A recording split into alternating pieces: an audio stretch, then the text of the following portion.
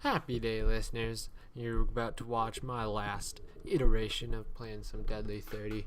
I'm done with this game. Played it this little bit here, but I'm bored of it. It's just nothing exceptional about it. It reminds me of Zombieville USA on the iPhone. I may have mentioned that last time, but that's all. It's like an iPhone, a mobile game. There's nothing exceptional about it, and so when I play it on the computer, I expect more out of it, and I'm not getting more out of it, and so I don't want to play it anymore. I might play it a little bit more to get my final Steam trading cards, or maybe I'll just set it open on the menu, because I don't know, it's a pretty boring game. So it ought to be a mobile game. It'd be a good mobile game, not a keyboard and mouse game. Anyways, my voice, I'm not exactly sure how it will sound, but it may sound different. I may have a tone that makes me sound very high-minded and as if I'm talking down to you.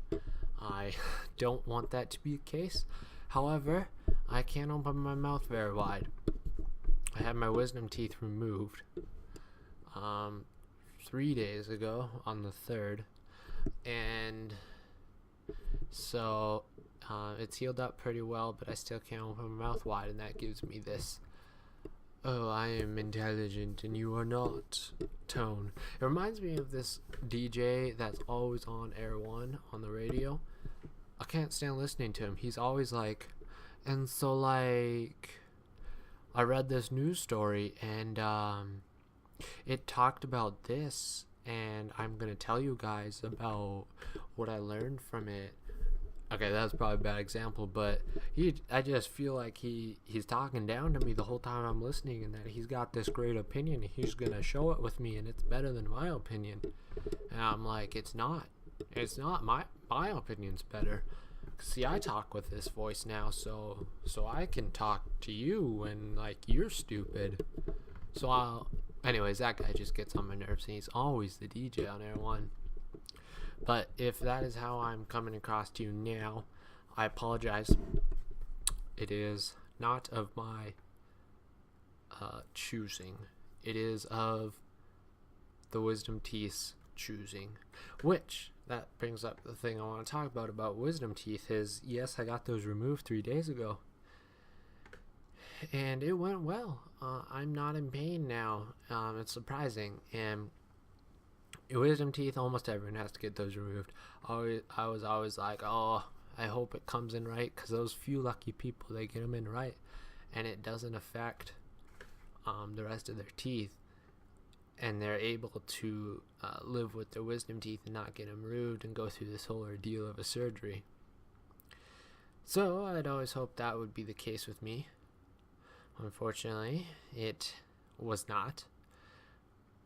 But it coming through the surgery, and now that I'm halfway through my recovery, I would say, through the worst of it, which it was not a worst of it, in the sense that there was nothing too bad about it.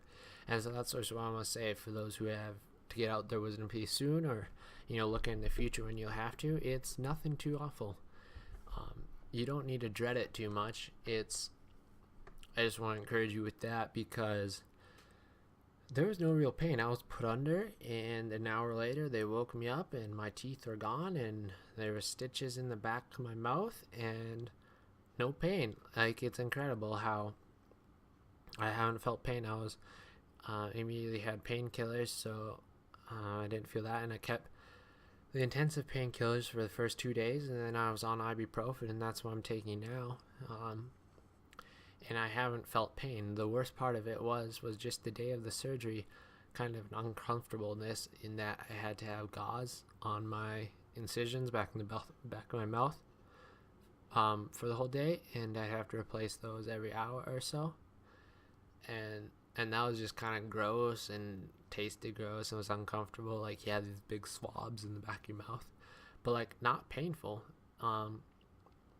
So, I mean, don't dread that surgery too much. It's something you'll probably have to do, but you'll get through it, and it won't hurt that bad.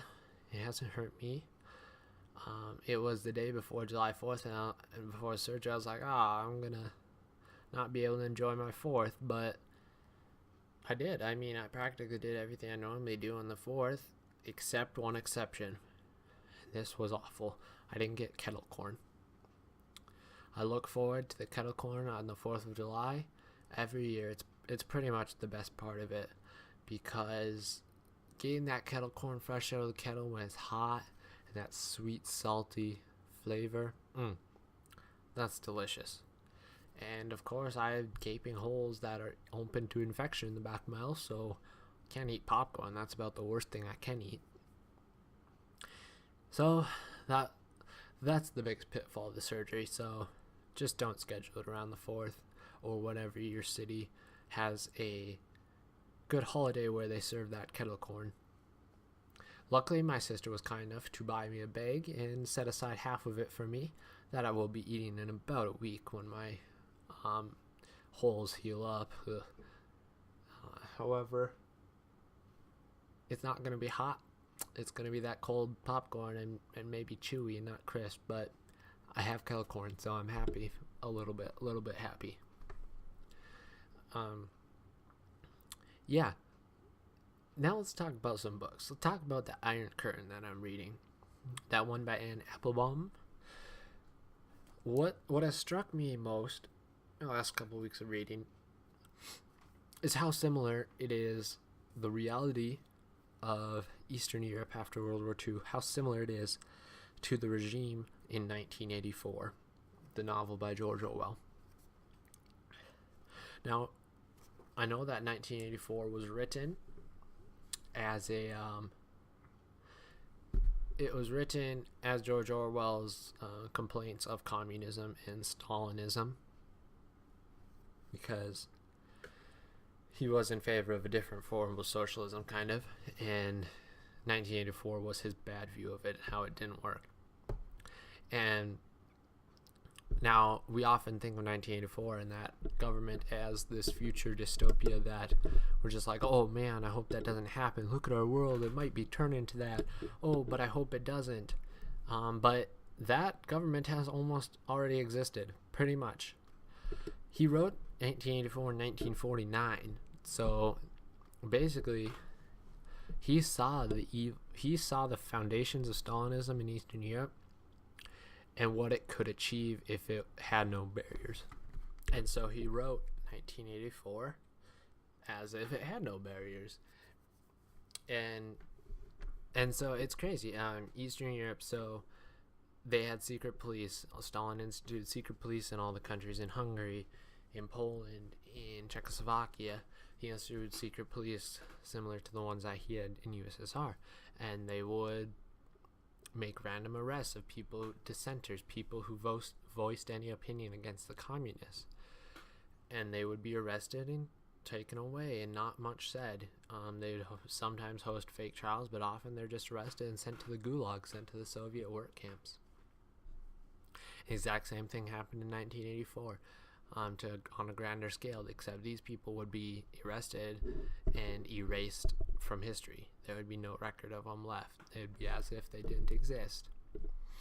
In 1984, there are camps where, or not camps, more like groups, after work activities, where people are essentially required to go, where if they don't go, it's questioned what they're doing, what their motives are, and they'll probably get arrested if they don't go often. And there's these after work things, because the government of 1984 must indoctrinate them 24/7. They say we have them under our thumb in the workday, but what happens when they go home in the evening? We must control them then.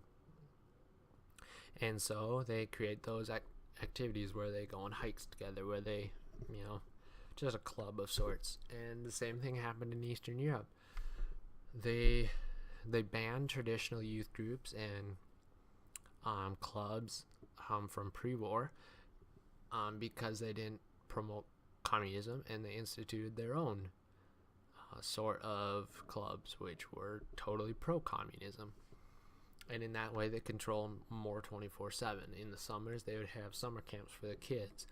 They'd have youth groups after school, so that all day, all week, all year, they would be indoctrinated with communism and influence them more towards pro-party politics.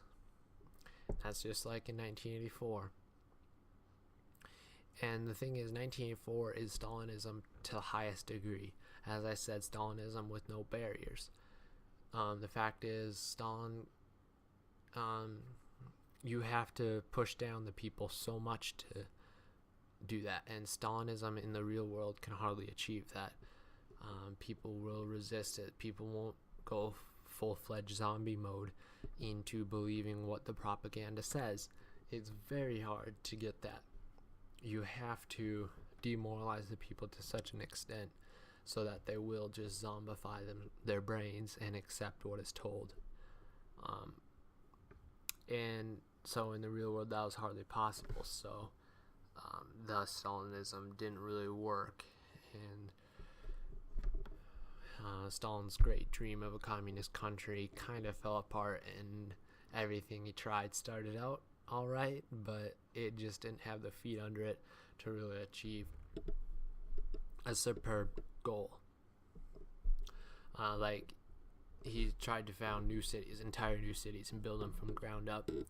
And the thing is, he would have these great visions of what to build, and the first part would be just wonderful, but after a year or so you'd realize the inefficiencies of it and how it was rushed, and the plumbing wouldn't work quite right after half a year because of cut corners, because costs, you just don't have the cost to support it, and the maintaining costs, and it all falls apart. And so it was with Stalinism in majority, is you didn't have the things to give it legs and to keep it growing, and it eventually decayed and fell apart. So it didn't work. But I'll finish Iron Curtain this week, I think, and start a new book, and also a new game. That sounds good too. Alright, thanks for watching, guys. Adios, folks.